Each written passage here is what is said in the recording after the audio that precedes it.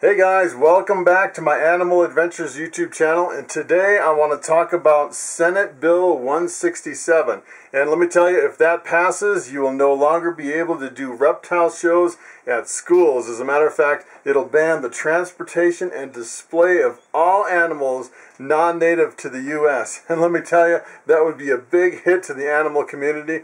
And if you're thinking about doing reptile shows at schools, or maybe you're already doing that on a regular basis, going in and showing some of your snakes and tortoises and frogs to the kids. I've seen videos, and it's a lot of fun. The kids really learn a lot. And let me tell you, if Senate Bill 167 passes, the penalty is actually up to 1 year in prison. So take a look at this snake. This is a lesser clown ball python. This would be the perfect ambassador for kids in a school. And let me tell you, if you brought this into school, the kids would go crazy over the snake. They would love it. And I think it's really essential to actually be able to transport and display snakes, especially for kids and early in life, to get them accustomed to get over their fear of snakes. And I think later in life, once you have that ingrained fear, especially if you're in a place where there's wild, like poisonous snakes, if you're around rattlesnakes or something, you can be really fearful of snakes.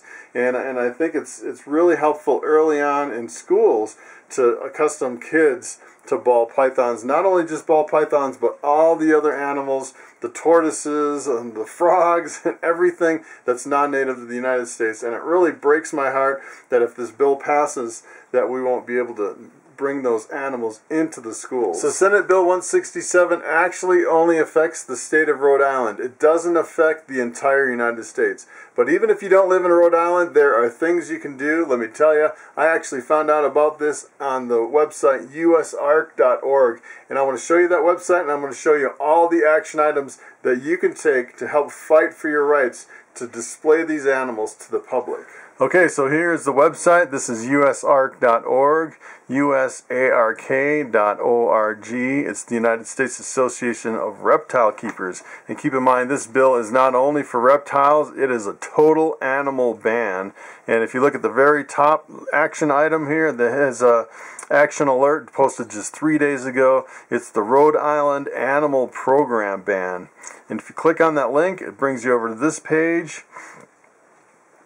And it tells you everything about the ban and all the details, and it basically summarizes everything in the bill, and it gives you action items, exactly what you can do. So this is actually, to boil it down, it's a ban on any animal species non-native to the U.S. being transported and then viewed by an audience in the state of Rhode Island. There are no exemptions listed in the bill, and the fine is up to 1 year in prison and a $1,000 fine, which is just outrageous. I can't even believe it.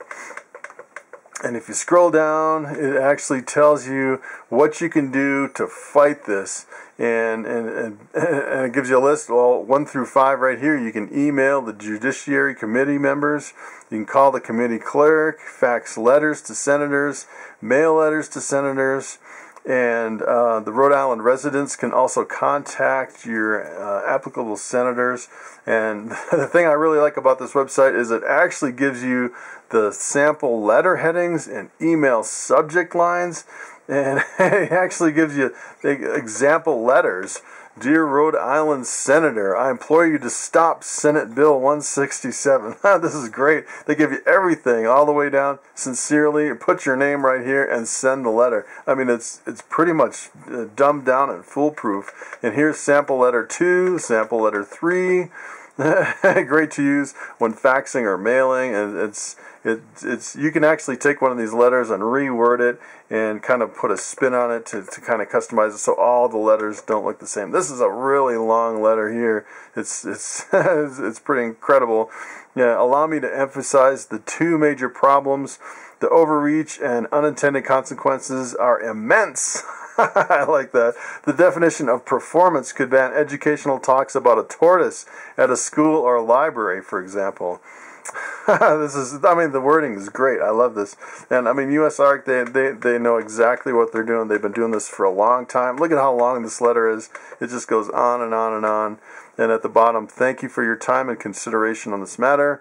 Hopefully you will do what is right for Rhode Island. I love it. That's great. and if you keep scrolling down, it has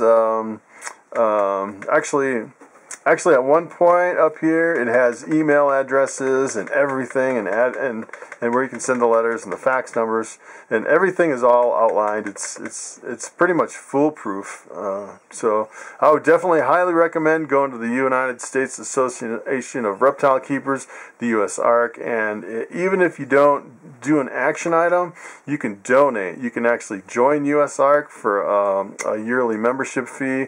You can donate, or I mean, there's so many things. There's so many ways you can actually take part in this. It's really a great website, and I would highly recommend visiting the site on a regular basis just to see what's actually coming out as the latest bans and the and the crazy stuff that's proposed. And it just kind of blows me away. At one point, they wanted to ban every single animal that was non-native to the United States, and it would essentially ban everything, and it would shut down all the pet stores. I mean, some of this stuff is kind of a no-brainer. It would just, cripple the economy, and it doesn't pass. But just the idea that something is actually out there and people are looking at it, it just kind of blows me away. So you've probably gone down this road before. If you buy a snake, you buy a few, you get into a breeding project, and you don't really think about the laws, the rules, the regulations, and the people behind the scene really fighting for your rights. And I was kind of in the dark. I have to say, when I started, I was completely in the dark about what was really going on in the reptile industry. And the thing that really opened my eyes is when I kind of went from ball pythons to the reticulated pythons. And really the reason I got into reticulated pythons is I started breeding my own rodents on a large scale. I have all these rodent racks over here, and I got to the point where I had a lot of really old, really big rats that were really old, and the pet stores didn't really want them because they're really hard to move, I guess. So I started looking around for a snake that was bigger, that would actually eat some of these bigger rodents, and that's when I got into the dwarf and the super dwarf reticulated pythons. And let me tell you, when I was ready to buy, I made my decision. I was like, all right, I want to get an albino reticulated python, and I was ready to buy it, and the ban came out, and believe it or not, the reticulated python was placed on the Lacey Act that prevented interstate transport of reticulated pythons.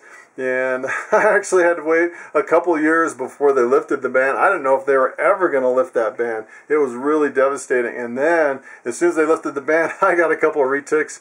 But that really opened my eyes as to the stroke of a pen can really change things. And if you're not really active and involved in the reptile community and what's going on behind the scenes, let me tell you, you can wake up one morning and your snakes could be banned, and then you're really in trouble.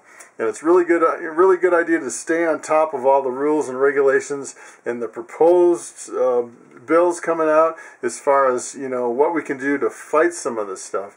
And let me show you my reticulated python. If you haven't seen it, she is a beauty, and I'm really fortunate to have a really large white albino. She's 50% Jampea dwarf.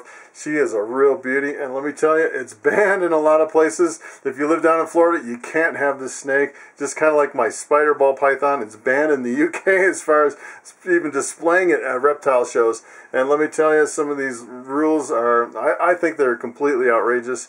And I think really education is the key to a lot of this stuff, instead of, just kind of passing these rules and regulations and putting them into law. So let me show you Lucy. She is a beauty.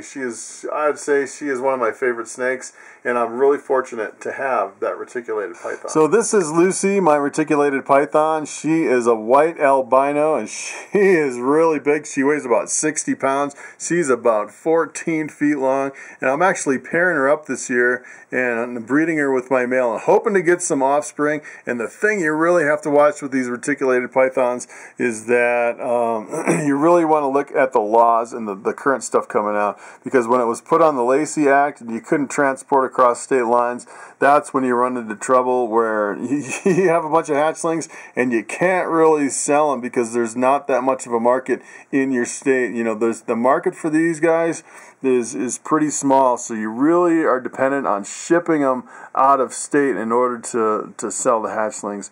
And the thing that really is what I really like about reticulated pythons is that it's really a good ambassador for people that are really terrified of snakes. And I have a lot of people come over and look at my snakes in my reptile room, and she'll actually stretch all the way across the room.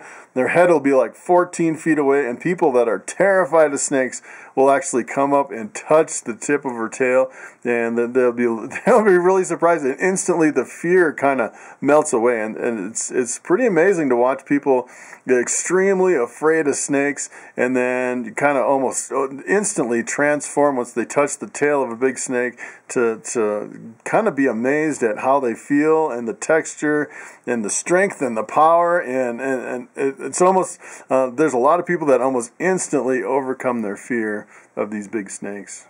So there you have it. That is Senate Bill 167, and we are fighting for the right to transport and display these animals in the state of Rhode Island. And I would encourage you to jump on the bandwagon and help with the fight. And let me tell you, if you go to USARK, I'm not affiliated with USARK, but it's a great place to see all of the new laws coming out and what we can fight for to keep and preserve our right to breed and keep and transport and display these animals. So thanks for watching, and I will see you next time.